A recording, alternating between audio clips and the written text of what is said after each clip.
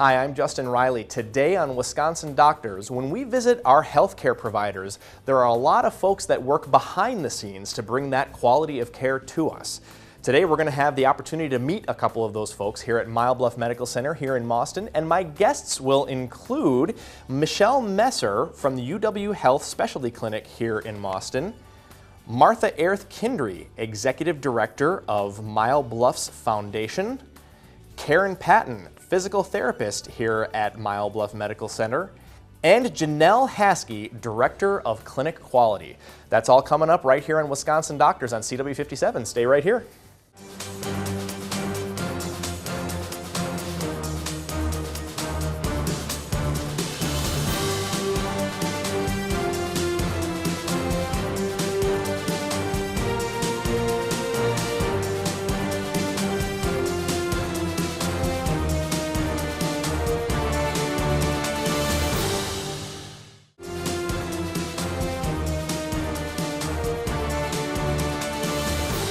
Welcome back to Wisconsin Doctors. We're here on location at Mile Bluff Medical Center here in Mauston, and my first guest is Michelle Messer, licensed practical nurse. Welcome to the program. Thanks, glad to be here. Talk to us a little bit about your role here at Mile Bluff. Well, my role is I work with UW and Mile Bluff to bring specialty services to the community here in Mauston, mainly working with Mile Bluff to see what they feel their needs are, and then UW helps determine what we can do to help bring services here, which is it's a good advantage for our patients so that they don't have to travel all the time. And some people won't travel, so our role is mainly to bring as much as we can here that we're able to. Awesome. Yeah. Awesome. Michelle, I know that I've been down to UW Specialty for, like, to see the eye doctor and do things like that. What other specialists do you have, and what common problems do you see down there? Well, you had brought up eye, and we actually have specialists come like twice a week in eye because that's one of our biggest specialties. And we do actually do surgeries here at Mile Bluff, especially cataracts, so that's really a good advantage for people. The other thing we have is urology, which we do kidney stones, we do bladder cancer, prostate cancer, deal with a lot of prostate issues also, incontinence. And it's a great advantage for us. We, again, try to do surgeries here. Some of them we're not able to because the equipment's there in Madison. We don't really have it here because maybe it's something you wouldn't use as much. We have oncology. We really have most cancer. Oncology is cancer. So we have most cancer that we do deal with. We have hematology, blood cancers that we also have a specialist.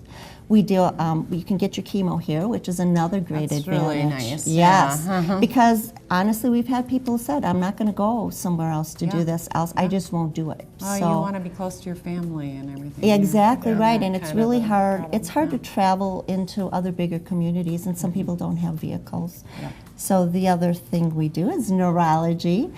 We deal with headaches and seizures, anything, of course, in neurology. We do EMGs, also for the surgeons here. EMGs. So that's where they're like electrical, it's like electrical current that they'll test to see if the nerves, how they're reacting and if surgery is needed. So, and we do a lot of that. And then we also have allergy, cardiology, and gastroenterology, and ears, nose, and throat, which is a great thing because the patient will first have audiology done here in Mauston, and then they'll come right to us to see our specialist.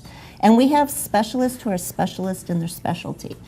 So, yeah, so ears, nose, and throat. So you have, even we'll have mainly a cancer specialist in throat, and then we have a general also ENT physician. So Yeah, it's amazing how specialized, Yes. special you can get. I'm here today myself. absolutely. Like even glaucoma. We have a specialist just in glaucoma, and that's all that doctor really sees. So it's pretty neat. Yeah. Yeah. Healthcare is constantly evolving and changing, and you've been here for 20 years. Tell me some of the big changes that you've seen here at Mile Bluff with the UW Specialty Clinic. Well, we see, I've seen a lot of changes in the equipment that we use. We, at one time, when somebody, you ask somebody, they have to go, void, go to the bathroom, and then you have to check their bladder, and we'd always have to cath them. Now we have a bladder scanner, so people don't have to be cathed anymore. One of the biggest things that have happened to us is telecamera. It's telemedicine. So our diabetics were able to look at their eyes without dilating them, and we're able to have it telerated, they call that, to UW. A physician can look at it and say, this patient really should see somebody, or this patient doesn't need to see somebody. Telemedicine is an advantage for certain things. Like I said, it's the camera thing, and she's able to look at the pictures. The other thing is we used to inject dye into people to be able to look at their eyes, and then we, had to click your pictures within 90 seconds, and now you have a machine, you just put your head in, you don't have to do anything invasive, and you're able to get the same information, and that's an OCT machine. So those are really, some really big things that have happened. Awesome. Well, we have to take a short break here, but Michelle, thank you so much for the information, and we'll be right back here at Mile Bluff Medical Center in Mauston on Wisconsin Doctors. Stay tuned.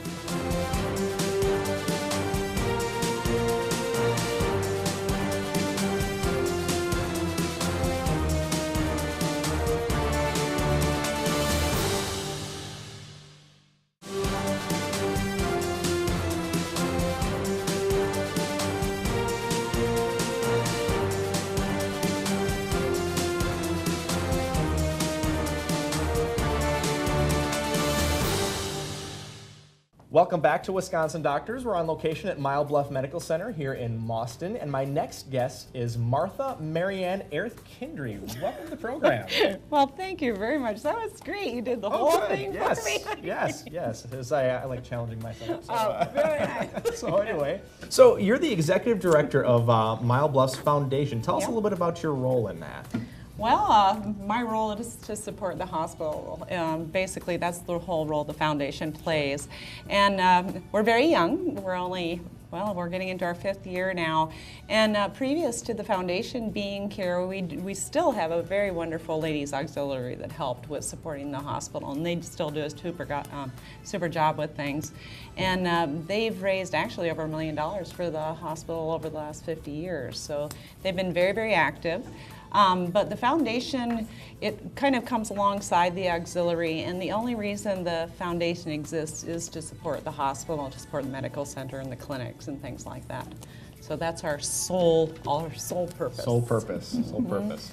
So, Martha, can you tell the viewers why is our foundation so important to our medical center here at Mile Bluff? Yeah. In fact, foundations are important to just about any hospital that you can name, any medical center. About 80% of medical centers rely heavily on their foundations to help them because a lot of hospitals, especially those in rural communities, they operate on very thin margins with their budgets. Some people guess at 2% margin, which is a very small margin. And especially in our community in Juneau County, we have a very demographically low income, underinsured, uninsured, elderly. So we really have a community where a lot of the income that is into the hospital comes from Medicare and Medicaid, from those federal programs. And they are not reimbursing at the rate of what it actually costs for the services that are provided. So when it comes to operating budgets, we can do that, but when we need to step beyond making sure we keep up with technology, make sure we can offer education and help the community with health fairs or things like that, that's where the foundation, that support comes in, and lends a helping hand with that. Yeah. That's great. Yeah. So Martha, what are some of the ways that people can contribute to the foundation? Well, actually, there's quite a few ways that you can help with the foundation. And one of the ways that some people will just give a one-time gift. I've had wonderful experiences where I'll have a phone call and meet someone down in the lobby, and it'll be someone that says, well, you know, I've been in the hospital several times this winter, and the nurses, everybody was just wonderful with me here, and I really want to just give something. And I had one lady, she was an elderly lady, and she had her son with her, And I went down and chatted with her, and she wrote a check for $1,000 for the hospital because she had been taken such good care of here. So that's one way, the one-time contributions, and you never know when something like that's going to happen. And then we have like our faithful supporters, like our employees who do things like payroll deductions. And then we have people that have a passion for different areas, for different illnesses or diseases, say cancer care, dialysis, or they have a passion for healing gardens, which are known to help people so much with their health and their mental, just feeling better and brighter. And so people sometimes give that way, and they say, I want this to go to cancer care, I want this to go to dialysis. And that's the part of my job I really love, is to help people fulfill that passion, to be able to do those things, help people that they want to help. You can kind of act as a guide in that way. Yes, and it's really wonderful. And everything that comes to the foundation, it stays here locally. Right. So you can see what's happening with it. Awesome. So, the foundation, I understand, started in 2010. Yep. And I have heard other people that do want to contribute and have contributed to the foundation. What do you think has been the biggest contribution that's helped improve the health and wellness of this area? Well, that's kind of a hard question because there's so many little components of it. But I think the biggest component of it to me would be getting that spirit of philanthropy, getting people to know that there's a vehicle that you can be philanthropic through. And that philanthropy builds a sense of community, it builds a sense of wanting to help other people. And I think that having the foundation here is just a real encouragement to do that. And then you get those little components that come along. You get a transonic DO3 for the dialysis patients. You get a bariatric exam table. You get a EVA support walker, things like that come along through that spirit of philanthropy and our business partners and everything. Absolutely. Yeah. Well, we have to take a short break. Martha, thank Okay. you so much for the information. Well, thank you. Don't go away. There's more Wisconsin Doctors here at Mile Bluff coming up right after this.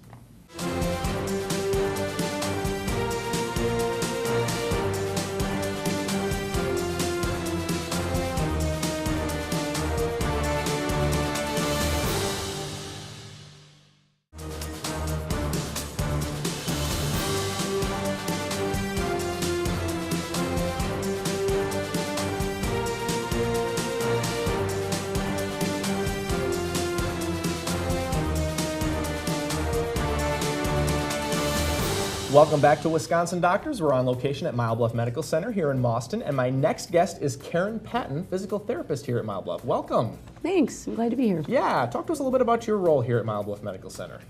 I came to the medical center in 1997. I've been here a little over 15 years. I am a staff physical therapist. I work in the rehab services department.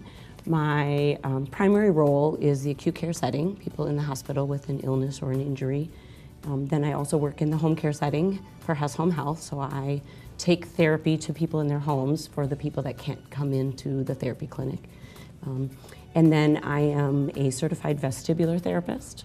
So I brought, I brought a little model. here for us. Your vestibular system is your inner ear system, so Okay. this is deep inside your temporal bone, and there's one on each side, and I tell people this is your motion detector. Anytime your head moves, your brain gets a multitude of signals telling you where you are in space. Right. So people with vestibular disorders or dysfunction tend to have balance issues, and Okay. that can be very devastating. Interesting. Very interesting. So, Karen, I had surgery recently on my knees, and it was robotic surgery at UW, and you ended up coming to my house and helping me get back to work like within 3 weeks. So can you which it was wonderful, that's some of the things that, can happen for us after having surgery, but can you tell us about how you can help people improve their balance? That's probably the part of my job I love the best, is going into someone's home, someone who the doctor referred because they're tripping, they're falling, an elderly husband is having trouble taking care of his wife. And I go in the home and I make recommendations for changes in their home environment. teaching people how this walker isn't the right walker for them, and maybe if they worked a little bit on these exercises, they could get to a cane, which then makes it much easier to get down 3 steps and out into the car so they can return to their church service on Sunday morning, or maybe they want to go back and get back with their coffee clutch Tuesday mornings or their bridge club Thursday afternoon. So helping people stay in their own home and getting back to what they love to do. Yeah, absolutely. Yeah, and as not too long ago now, you were getting into Tai Chi and things like that for balance. And you'll have to tell us a little bit about the studies and stuff that are revolve around Tai Chi and how people can get involved with Tai Chi, what they can do. Yeah. So back in 2007, I was approached by the county, the Aging and Disability Resource Center, and I was approached with the idea of teaching stepping on classes, which is a fall prevention class for elderly. And I just absolutely loved it, teaching people to stay on their feet. And the more I learned about fall prevention and how devastating a fall can be, you fall and you break your arm or you break your wrist, and now you are 53 years old and you can do everything with one hand. It can be very life-altering.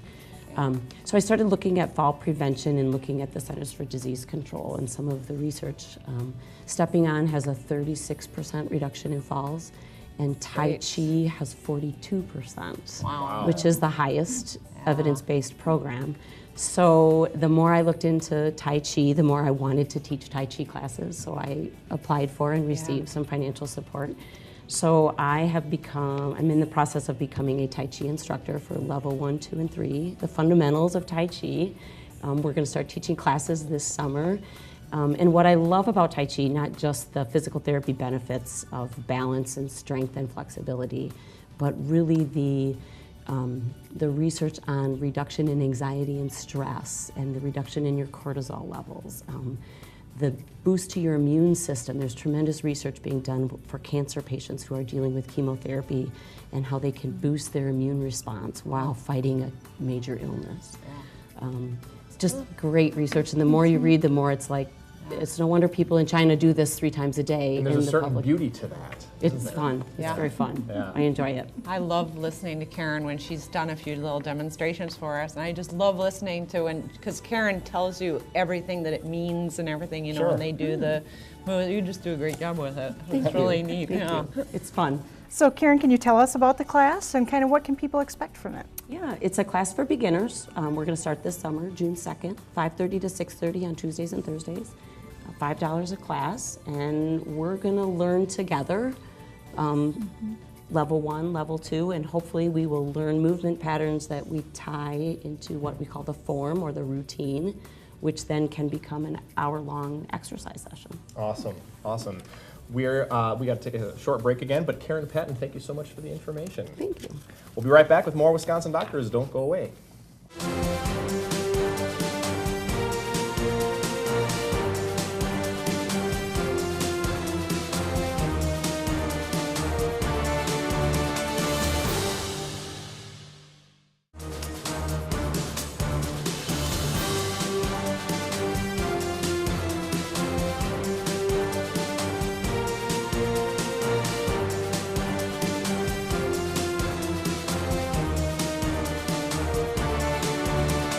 Welcome back to Wisconsin Doctors. We're on location at Mile Bluff Medical Center here in Mauston, and my next guest is Janelle Haskey, registered nurse and director of clinic quality. Welcome. Thank you. So tell us a little bit about your role as director of clinic quality.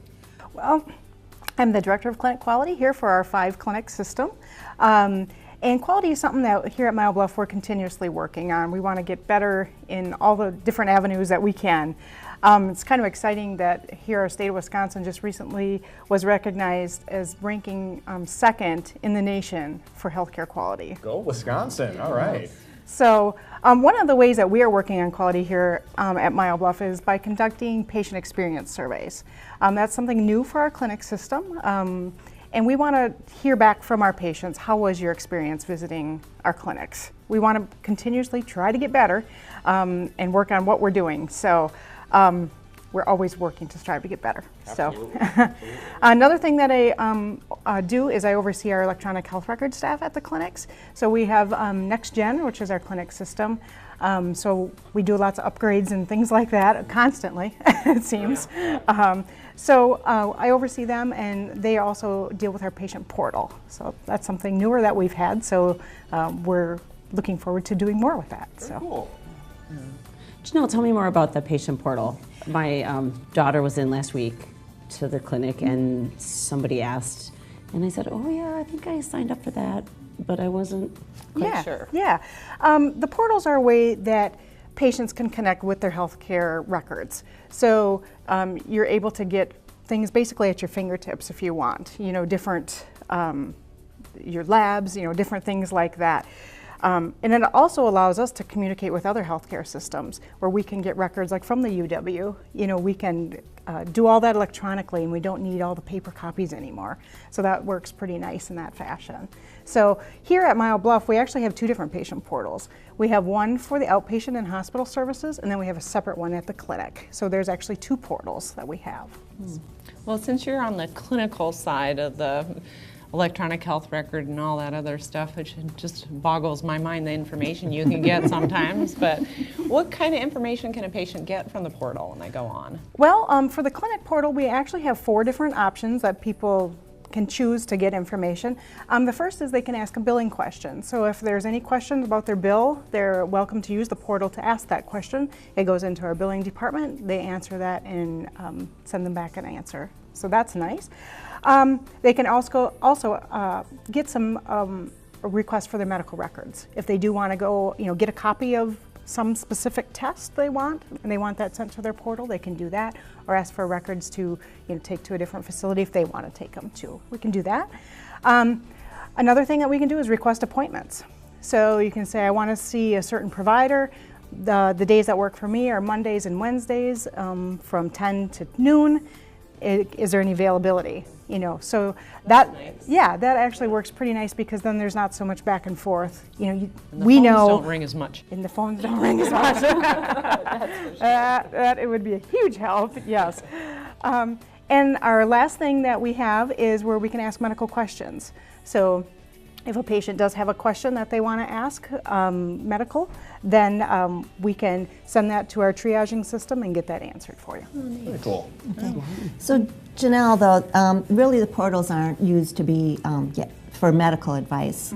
So what is it that a patient can ask that's a clinical question? Because you're not going to ask or look for that advice on your portal. Right, because we always want everybody to be asking their providers, for the medical advice. So that's first and foremost. But some of the questions, some examples could be like, I had some blood work done on Monday, and what are my results? Let's say they didn't hear back in a time frame that they felt was, they're just curious because it was done a while ago. So, a couple days, they can ask for that lab result. Or it could be such as, I came in yesterday, my doctor changed my dose of furosemide. I don't remember what he said I should take now. So then that triage nurse can look at the dosage that the provider prescribed the day prior, look and see, because that's all right in the medical record there, and is able to help that patient tell them what indeed they are supposed to be taking. So those are just a couple of examples of things that patients could be asking through our portals. Awesome. Well, we are out of time. Janelle Haskey, thank you so much for the information today. It's been a pleasure talking with you.